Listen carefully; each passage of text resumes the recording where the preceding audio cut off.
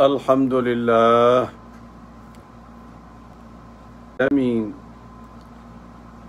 अल्हम्दुलिल्लाहि रब्बिल आलमीन वस्सलातु वस्सलामु अला सय्यिदिल मुरसलीन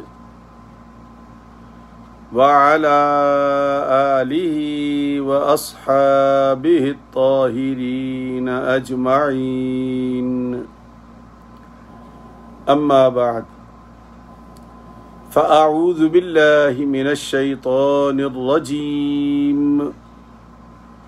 बिस्मिल्लाहिर रहमानिर रहीम। क़ाल अहबिता मिन्हा जमीआ बअदुकुम लिबअदिन अदुव्व फ़इम्मा यअतियन्नकुम मिन्नी हुदा फमन इत्तबअ हुदाय फला यदिल्लु वला यश्क़ा वमन अअरद अन ज़िक्री फ़इन्न लहू मईशतन ज़न्का वनहशुरुहु यौमल क़ियामति अअमा क़ाल रब्बि लिम हशरतनी अअमा वक़द कुन्तु बसीरा क़ाल कज़ालिक अततक आयातुना फनसीतहा वकज़ालिकल यौम तुन्सा। सदक़ल्लाहुल अज़ीम। बिस्मिल्लाहिर रहमानिर रहीम। इन्नल्लाह व मलाइकतहु युसल्लूना अलन नबी या अय्युहल्लज़ीना आमनू सल्लू अलैहि व सल्लिमू तस्लीमा। अल्लाहुम्मा सल्लि अला सय्यिदिना मुहम्मदिन व अला आलि सय्यिदिना मुहम्मदिन व बारिक व सल्लिम। अस्सलातु वस्सलामु अलैका या सय्यिदी या रसूलल्लाह व अला आलिका व अस्हाबिका या हबीबल्लाह। अस्सलातु वस्सलामु अलैका या सय्यिदी या रहमतल लिल आलमीन व अला आलिका व अस्हाबिका या शफीअल मुज़निबीन। इंतहाई वाजिबुल एहतराम दोस्तों, भाइयों, अजीज़ों, अजीज़ बच्चों, बहनों और बेटियों, अस्सलामु अलैकुम व रहमतुल्लाहि व बरकातुहू। अल्हम्दुलिल्लाह हमारा ये रोज़ाना का दर्स कुरान आधे घंटे के लिए सिर्फ जुमे को छुट्टी होती है शाम को, और बाकी दिनों में रोज़ाना रात को 9 बजे ये दर्स कुरान होता है। अब तो माशाअल्लाह माशाअल्लाह अल्लाहुम्मा ज़िद फ़ज़िद इंडिया से भी बांग्लादेश से भी अहबाब के पैगामात मिलते हैं। खुशी होती है कि हमारा ये सिलसिला आहिस्ता आहिस्ता जहाँ भी लोग उर्दू समझते हैं, उर्दू बोलते हैं, उन तक ये पहुँच रहा है। और आज जो गूगल ने मुझे इत्तला दी है, यूट्यूब वालों ने इत्तला दी है कि जो मेरे सामईन हैं वो 63% यंग मैन है, और जो मेरी जैसी उम्र के लोग हैं वो 16-17% हैं। इसका माना ये है कि अल्लाह करीम ने हमारे नौजवानों के अंदर जज्बा बेदार कर दिया है। मेरी वजह से नहीं, मैं तो उनमें एक ज़रा नाचीज़ हूँ अल्हम्दुलिल्लाह, और बहुत सारी चीज़ें हैं, लेकिन बहरहाल उनमें मैं भी शामिल हूँ। तो मेरा दर्स सुनने वालों में 63%, 63% जो लोग हैं वो यंग मैन हैं, जवान हैं, जिनकी उम्र 32-33 से लेकर 40 तक है। ये वो शाया करते रहते हैं यूट्यूब वाले भी कि भाई इतने % और इतने % और इस इंडिया से इतने, पाकिस्तान से इतने, बांग्लादेश से इतने, ये अमेरिका से इतने, ये सारे रिकॉर्ड दे देते हैं। आप भी देख सकते हैं। तो ये रोज़ाना दर्स कुरान है और बजाते खुद रोज़ाना आप लोगों का मेरे सामने बैठना और मेरा आपके सामने बैठना, ये भी एक अल्लाह ताला के फजल व करम से, उसके अलावा को हो नहीं सकता। ये मुमकिन नहीं है, यकीन करें आप, मुमकिन नहीं। सिर्फ अल्लाह करीम ही की ताकत ऐसी है जो हमें एक दूसरे के सामने बिठा देती है।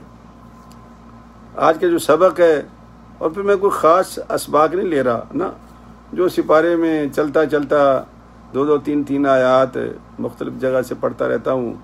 जब ये सिलसिला ख़त्म हो जाएगा फिर इंशाल्लाह हम चाहेंगे कि फिर बाकायदा शुरू करें। लेकिन अब ये है कि मोटे मकामात, आजकल 16वां सिपारा चल रहा है, सूरह ताहा है, तो आज ये ख़त्म हो जाएगी, कल इंशाल्लाह आगे शुरू हो जाएगा, सूरह अंबिया का जिक्र शुरू हो जाएगा।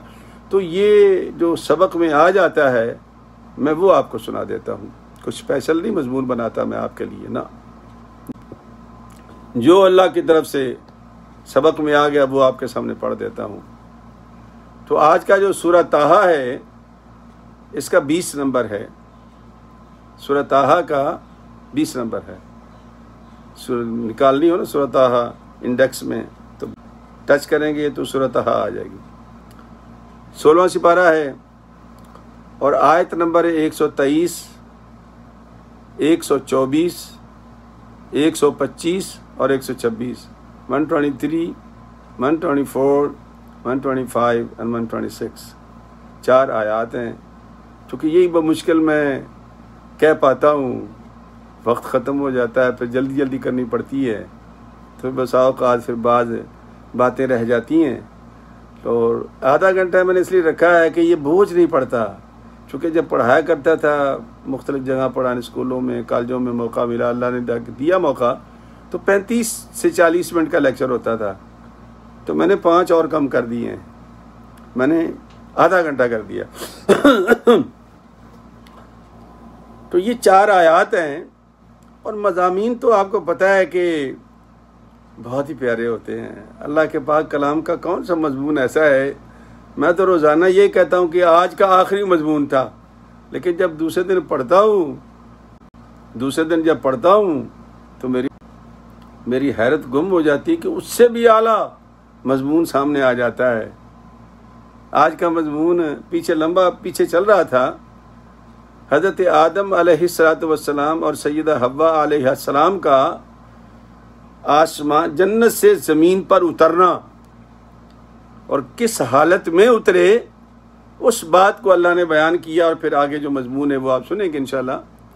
मजमून ये था कि शैतान ने उनको बहकाया। इसकी भी लंबी कहानी है, आप सुन चुके हैं, सीधा सीधा मैं सुना भी देता हूँ।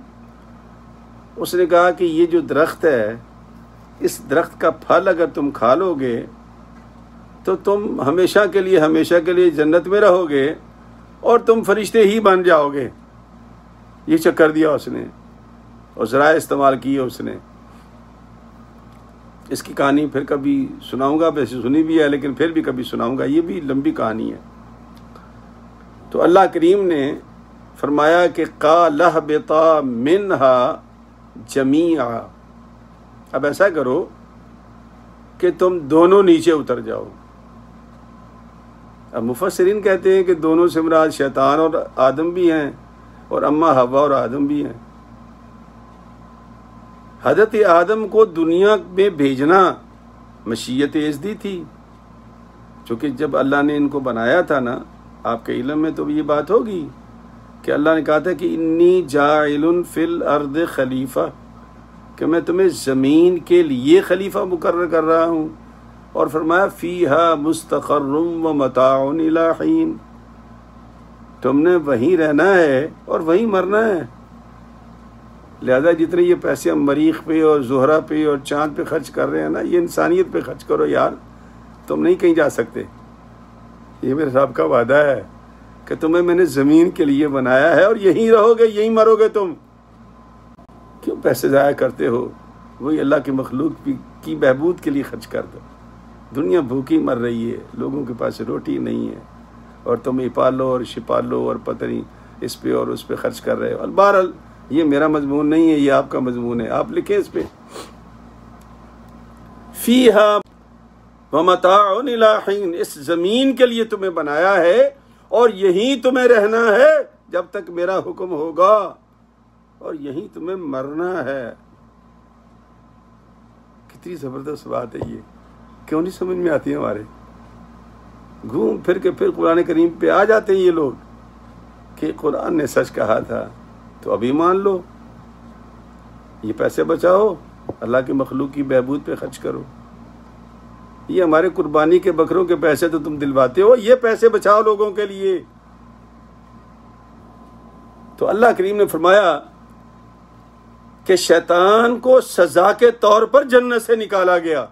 ओ खुरुज फइन्नका रजीम लानती इला यौमिद्दीन, तू तो लानती हो गया है, चल निकल जन्नत से, अब तेरा जन्नत से क्या काम है। लेकिन आदम अलैहिस्सलाम को भेजना ये अल्लाह की मशीयत थी, और वो भी इस वादे के साथ आया कि मैं फिर वापस जन्नत में बुलाऊंगा, है ना, ये वादा है अल्लाह का, जाओ फिर बुलाऊंगा। मशीयत में था, इसलिए कहा कि तुम दोनों उतर जाओ, बादुकुम लिबादिन अदू। अगर शैतान की बात है तो वह भी दुश्मन है, और बंदा उसका दुश्मन है, शैतान उसका दुश्मन है। और अगर आदम और हव्वा की बात है तो कहा कि तुम्हारी औलाद लड़ेगी, बाज के दुश्मन होंगे। हुआ ना फिर कि जैसे ही बाबे आदम और अम्मा हव्वा के दो बेटे पैदा हुए, हाबिल और काबिल, लड़ पड़े दोनों, एक ने दूसरे को कत्ल कर दिया। और मैं अक्सर हंसता रहता हूँ, आपको भी कहता हूँ, मुस्कुराता रहता हूँ कि जब तुम इल्ज़ाम लगाते हो ना, या हम लोग इल्ज़ाम लगाते हैं एक दूसरे पर कि ये मौलवी फसाद खड़ा करते हैं, मैं सोचता हूँ यार ये हाबिल और काबिल किस मस्जिद के मौलवी थे, किस मदरसे के फारिग और तहसील थे? अभी तो कुछ भी नहीं बना था, कत्ल हो गया था। तो कत्ल किसने करवाया था? जाहिर है कि जो हमारा दुश्मन हमारे साथ उतरा था, ये उसकी मेहरबानी है। एक दूसरे को हम क्यों बदनाम करते हैं? एक दूसरे पे इल्जाम क्यों धरते हैं हम? वो तो किसी मस्जिद के मौलवी नहीं थे, किसी मदरसे के फारिग और तहसील नहीं थे, कत्ल हो गया था। और ये मशीयत हस्ती है, समझो इस बात को, आपस में मत लड़ो। ये शैतान है ना हमारे साथ, वो आया ही इस काम के लिए था कि मैंने इनको लड़ाना है। और दूसरी बात जो अल्लाह करीम के पाक पैगंबर ने फरमाई है ना, क्या खूबसूरत बात है कि जब आदम अलैहिस्सलाम को जन्नत में अल्लाह ताला ने वो गंदम या सेब या जो भी फल था खाने का, तो फौरन उनका जन्नती लिबास उतर गया था, जन्नती लिबास उतर गया था, तो नंगे हो गए थे।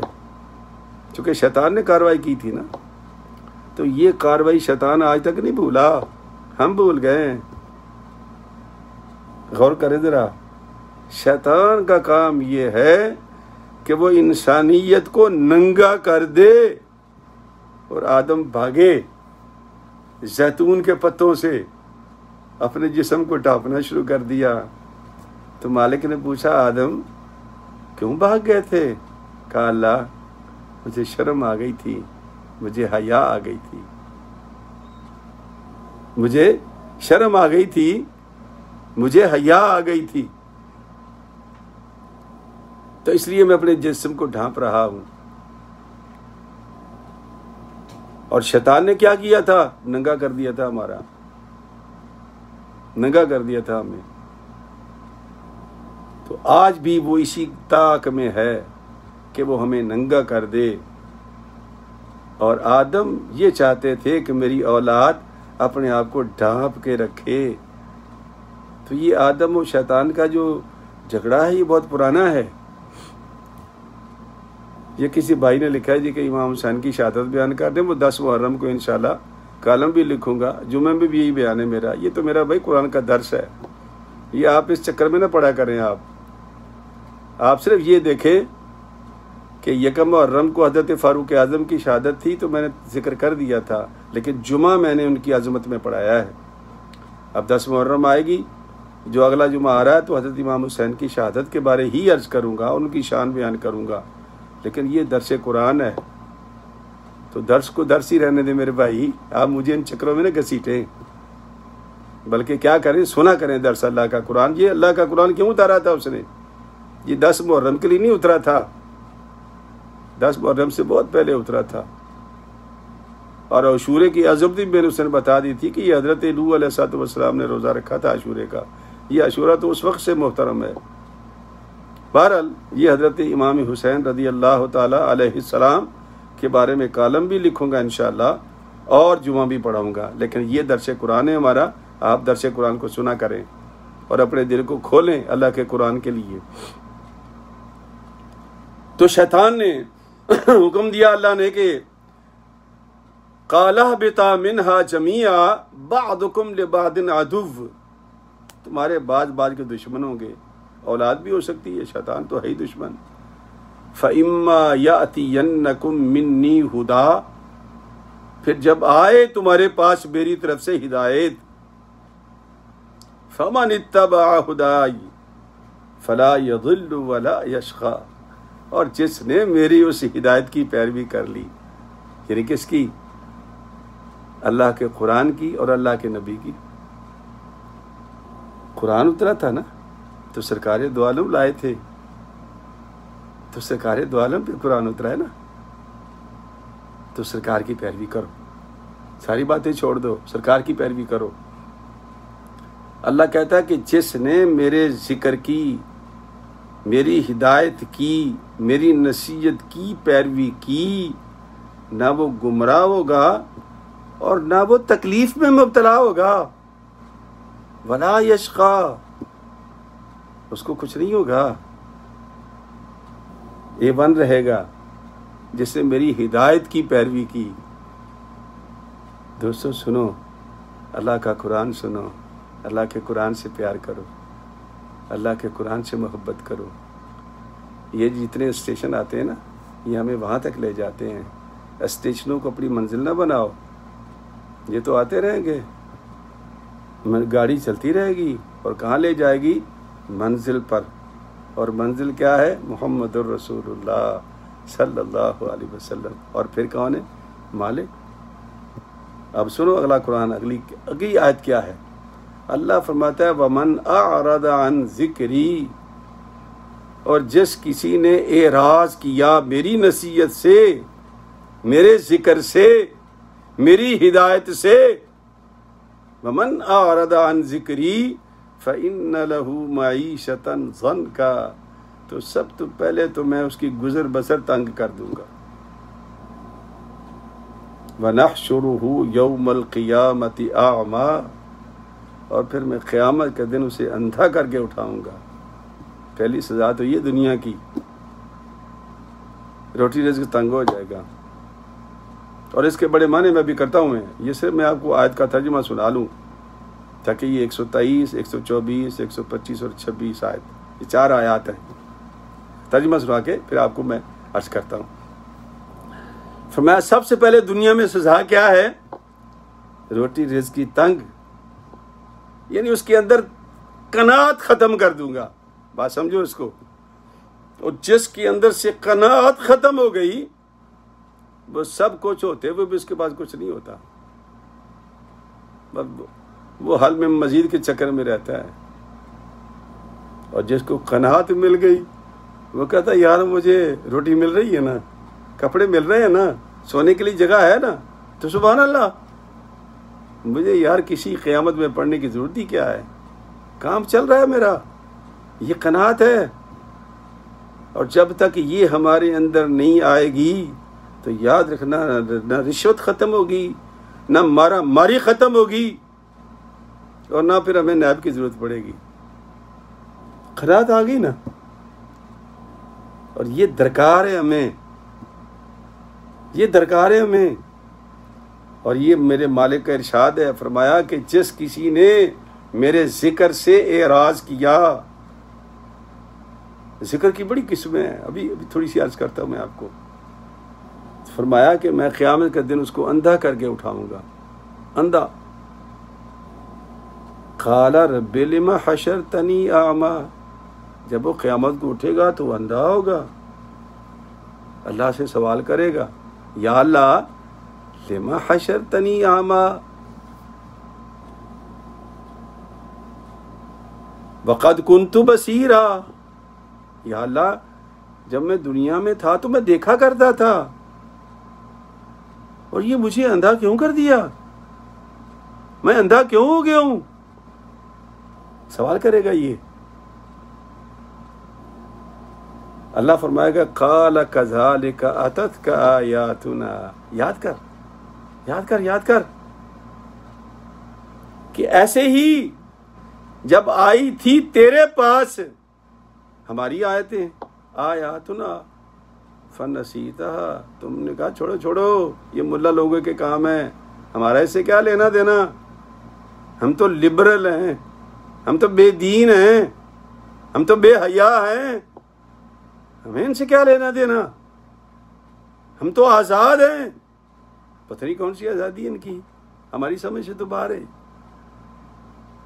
अल्लाह अकबर। क़ाल कज़ालिका आया कज़ालिका अततका आयातुना फनसीतहा। इसे ऐसे ही ना, जैसे मैंने कुरान उतारा था तेरे पास और मेरा मुस्तफ़ा पढ़ा करता था और सरकार के गुलाम पढ़ा करते थे, तो पहलू मार के निकल जाता था, पीठ कर लेता था ना, कहता छोड़ो यार ये तो भौंकते रहते हैं, ये मौलवी हैं ये। मैंने खुद सुना ये लफ्ज़ जो कह रहा हूँ आपको। अल्लाह कहता है वकज़ालिकल यौम तुनसा, और सुन जिस तरह तूने मेरी आयत को दुनिया में पीठ की और भुला दिया था, आज मैंने भी तुम्हें भुला दिया है, आज मैंने भी तुम्हें भुला दिया है। अल्लाह अकबर। और पता है जिक्र के कितने माने हैं, कुरान करीम ने बार बार जिक्र की बात की है। हज़रत मूसा अलैहिस्सलाम ने जब जा रहे थे ना हज़रत हारून के साथ फ़िरौन की तरफ, तो नमाज का अल्लाह ने हुक्म दिया था, लेकिन सुनो अल्लाह का कुरान का मूसा नमाज पढ़ना। पता क्यों नमाज पढ़ना? अक़िमिस्सलाता लिज़िक्री, नमाज इसलिए पढ़ना कि मेरा जिक्र कायम हो जाए। और जिक्र के बड़े माने, कुरान करीम का इसको भी जिक्र कहा गया ना। अल्लाह क्या कहता है, वलक़द यस्सरनल क़ुरआन लिज़िक्रि फ़हल मिन मुद्दकिर, और इल्म को भी जिक्र कहा गया है, फ़स्अलू अहल ज़िक्रि इन कुंतुम ला तालमून, सवाल करो अहले इल्म से अगर तुम नहीं जानते। जिक्र के बड़े माने हैं। जिक्र का माना सरकार की ज़ात भी है कि जिस किसी ने हमारी सरकार से एराज़ किया, पीठ फेरी, अल्लाह उससे आंख फेर लेगा। कुरान मजीद, साहिब इल्म, नसीहत, हिदायत, ये सारी बातें कुरान करीम ने जिक्र के मानों में भी बयान की हैं। और जिक्र, अच्छा वो एक बातों में बात याद आ गई यार, बड़ा अच्छा बात आ गई है। मैं एक दिन हदीस पढ़ रहा था बुखारी शरीफ की और मुस्लिम शरीफ की, दोनों हदीसें ज़ाहिर है कि कुतुब खाने में पढ़ी है तो कभी कभी पढ़ते रहते हैं। तो एक चैप्टर आया है बुखारी शरीफ का, उसका चैप्टर का नाम है बाबु ज़िक्र बादस सलाह, बाबु ज़िक्र बादस सलाह, बुखारी शरीफ में, यानी जिक्र का बयान नमाज के बाद, जिक्र का बयान नमाज के बाद। बुखारी तो सबके घरों में पड़ी है ना, ये हमारे फ़ोन में भी है, मेरे आईपैड में भी है, मेरे फ़ोन में भी है, मेरे कंप्यूटर में भी है। जब दिल कर दे निकाल लो, बाबु ज़िक्र बादस सलाह, नमाज का जो किताब सलाह है उसमें से ये चैप्टर निकल आएगा आपको। मज़मून क्या है कि नबी करीम सल्लल्लाहु अलैहि वसल्लम के प्यारे भाई हज़रत अब्दुल्ला बिन अब्बास रज़ियल्लाहु ताला अन्हु, उन्होंने अपने ग़ुलाम से कहा कि ऐसा किया कर, नमाज के बाद जिक्र किया कर, नमाज के बाद जिक्र किया कर ऊंची आवाज़ से। उनका जी क्यों? फरमाया हम नबी पाक के ज़माने में ऊंची आवाज़ में जिक्र किया करते थे।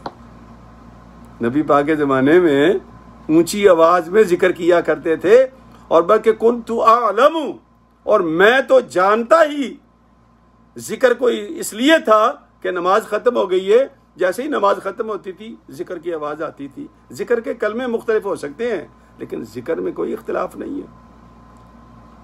तो जहाँ जिक्र जहर से वारिद हुआ है ना मेरे भाई, अगर हदीस पे ईमान रखते हो, अल्लाह के नबी के बाद अल्लाह के नबी की सुन्नत पे यकीन रखते हो कुरान करीम के बाद, तो जिक्र तो है और नमाज के बाद है और ऊंची आवाज़ से है।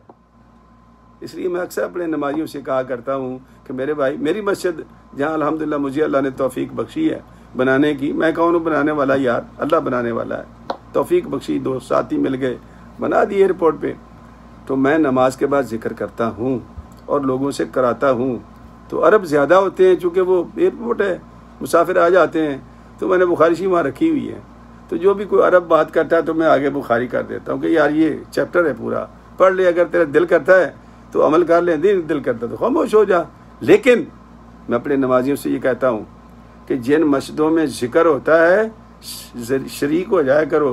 मेरे मुस्तफ़ा सल्लल्लाहु अलैहि वसल्लम ने फरमाया था कि उज़्कुरुल्लाह हत्ता यक़ूलू मजनून, अल्लाह का जिक्र इस तरह किया कर कि मुनाफिक लोग ये कहें कि ये पागल है। ये हदीस है इब्न माजा की, सरकार की हदीस है। तो प्यार से हौली अगर दिल में जिक्र करोगे तो कोई तुम्हें पागल थोड़ी कहेगा। पागल कब कहेगा? जब तुम जोर जोर से जिक्र करोगे। तो मेरे मुस्तफ़ा का फरमान क्या है? समझो अल्लाह के नबी की बातों को, उसकी सुन्नत को समझो। उज़्कुरुल्लाह, अल्लाह का जिक्र इस तरह कर, हत्ता यक़ूलू मजनून, लोग मुनाफिक लोग कहें कि ये पागल है। ये हदीस के अल्फाज है, मुनाफिक लोग कहें कि ये पागल है। इन्हें जिक्र लड़ाई किया करो। जिस मस्जिद में जिक्र होता है शरीक हो जाओ, जलियां मारा करो, और जहाँ नहीं होता तो शुरू ना करो वहाँ पर, वहाँ वैसे रहने दो। अगर आहिस्ता करते तो आहिस्ता कर लो, अगर ज़ोर से करते तो ज़ोर से कर लो। इसी तरह ये उठने बैठने का मसला भी है। ये नमाज के वक्त पे बैठना चाहिए, उठना चाहिए, तो उसका भी मैंने हाल बड़ा आसान निकाला हुआ है। दरवेश की बातों पे अमल करोगे तो सारी ज़िंदगी कभी किसी से लड़ाई होगी। अगर इमाम खड़ा हो तो ये बेसिकली इमाम का अदब है। मैंने सारी फ़िक़ा की किताबें, हदीस की किताबें खंगाल मारी हैं। मैं जो नतीजा निकाला वो आपको बता रहा हूँ, आपके काम आएगा। दरवेश का ये नुस्खा काम आएगा। अगर इमाम खड़ा हो गया ना, इमाम खड़ा हो गया तो तुम भी खड़े हो जाओ। अगर इमाम बैठ गया है तो तुम बैठ जाओ। यानी इमाम के वो ये नुक्ता निकला कैसे? हमारी किताब है फ़िक़ा की दुर्र मुख्तार, उसमें लिखा हुआ है कि अगर एक इमाम बैठा हुआ था मुसल्ले पर और मुकब्बिर तकबीर पढ़ रहा था, एक बंदा दाखिल हुआ। अब इमाम जो वो मुकब्बिर जो है अशहदु अन्ना मुहम्मदर रसूलुल्लाह पे पहुंचा है। अब क्या करना चाहिए जब बंदा दाखिल हुआ मस्जिद में? तो साहिब दुर्र मुख्तार ने लिखा है कि भाई बैठ जाए, खा एक लम्हे के लिए क्यों ना हो, ताकि इमाम की ताबेदारी हो जाए। सरकार ने यही तो फरमाया था जब हुजरा पाक से निकलते थे, फला तक़ूमू, एक दिन साहब पहले खड़े हो गए थे, फरमाया फला तक़ूमू हत्ता तरौनी, जब तक मुझे न देखा करो खड़े ना हुआ करो। और सरकार कब हुजरे से बरामद होते थे? जब मुकब्बिर हय्या अला सलाह पे पहुंचता था। कितना जबरदस्त मसला है ये, बगैर लड़ाई झगड़े के हल हो जाएगा। इमाम बैठा हो, बैठ जाओ, जिद से न खड़े हो ना, और इमाम खड़ा है तो खड़े हो जाओ, जिद से ना बैठना, इमाम की ताबेदारी करो। कितने खूबसूरत मसले हैं यार ये, अल्लाह पाक हमें दीन की समझ दे। तो फरमाया कि ये जो जिक्र है अल्लाह का, ये कुरान भी हो सकता है, सरकार की ज़ात भी हो सकती है, हिदायत भी हो सकती है, नसीहत भी हो सकती है। मैंने बड़ा आज बड़े दिल में बातें थी कि मैं बड़ी बातें बताऊंगा आपको, लेकिन इत्तेफाक ये कि जब मैं वक्त देखता हूँ तो मैं आपका वक्त नहीं लेना चाहता। बस मैं आखिरी हदीस बुखारी मुस्लिम की वो अर्ज़ करके ख़त्म करता हूँ कि अल्लाह फरमाते हैं, अल्लाह के नबी फरमाते हैं सल्लल्लाहु अलैहि वसल्लम कि अल्लाह के कुछ फरिश्ते सैर कर रहे होते हैं, ज़मीन व आसमान में फिरते रहते हैं।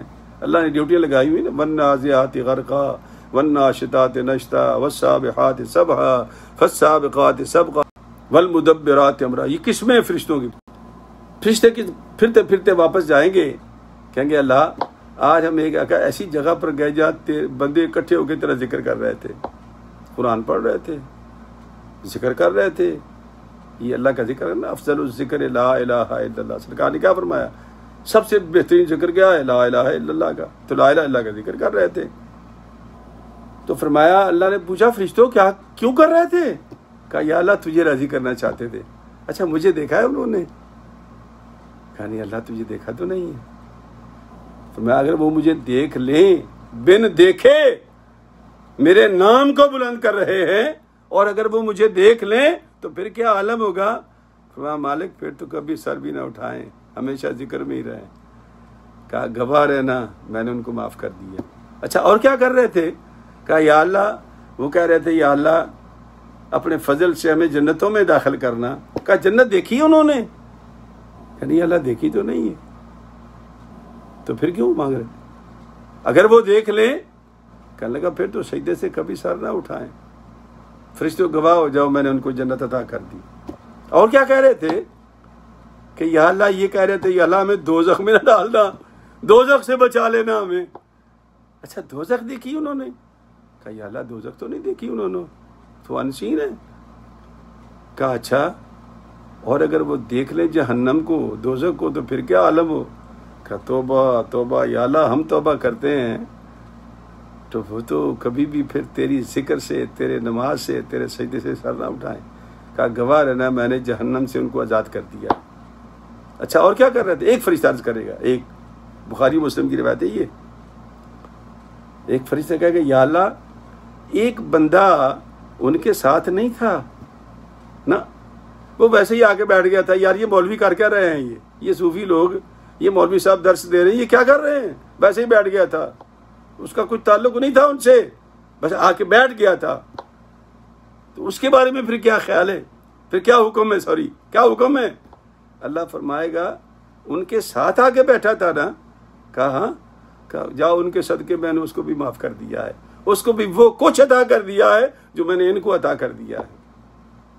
बताओ, काश अब अल्लाह के नबी की बातें पढ़ने वाले बन जाएं, अल्लाह का कुरान सुनने वाले बन जाएं। अल्लाह फरमाता है मेरे बंदो याद रखना, मेरे जिक्र से भागना ना, जिक्र करना। जिक्र कुरान पढ़ो, जिक्र मुस्तफ़ा का जिक्र करो, जिक्र अल्लाह का जिक्र करो, जिक्र हिदायत अल्लाह की, अल्लाह के नबी की हदीसें पढ़ो, उनके साथ बैठो और वहाँ से जो कुछ मिले उस पर अमल करने की कोशिश करो। और अगर ये तुमने कर लिया तो याद रखो क़यामत के दिन मैं तुम्हें और रोशन आंखें अता करूँगा, और नहीं तो मैं तुम्हें अंधा करके उठाऊँगा।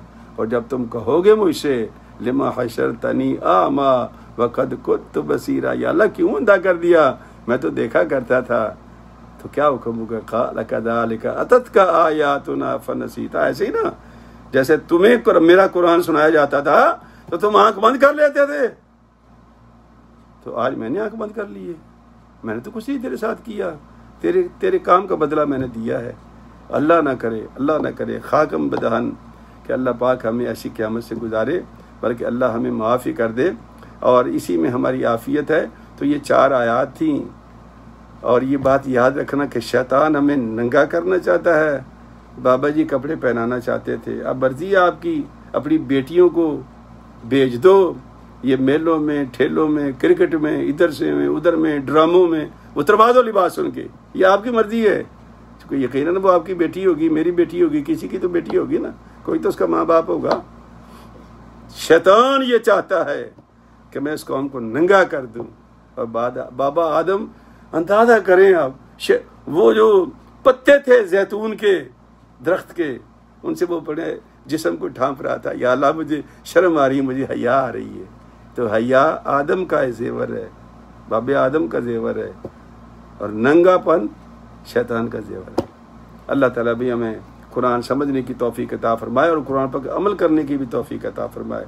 और ये जो दीन की छोटी छोटी बातें हैं इन पर भी हमें समझने की तौफीक अता फरमाए। इसी को फ़िक़्ह कहते हैं। मैंने आपसे कहा था कि भाई आप क्या आपका इरादा है, तो कुछ दोस्तों की आई हैं व्हाट्सएप पर कुछ मैसेजेस भी भेजे हैं कि मैं वो कल दुआ ख़त्म हो गई थी, उसके बाद हम क्या शुरू करें ताकि वो सब के लिए यकसां फ़ायदा हो। तो प्लीज़ आप मुझे व्हाट्सएप कर दें या लेकर भेज दें या मैसेज कर दें, ताकि कल से फिर हम शुरू कर दें। व आखिर दावाना अल्हम्दुलिल्लाह रब्बिल आलमीन। इस दुआ के साथ रुखसत हो रहे हैं कि जो बीमार हैं अल्लाह उनको शफा दे, जो परेशान हाल है अल्लाह उनकी परेशानियाँ दूर करे, और जो इस दुनिया को छोड़ गए अल्लाह उनकी मग़फ़िरत फरमाए। आमीन। अस्सलामु अलैकुम व रहमतुल्लाहि व बरकातुहू।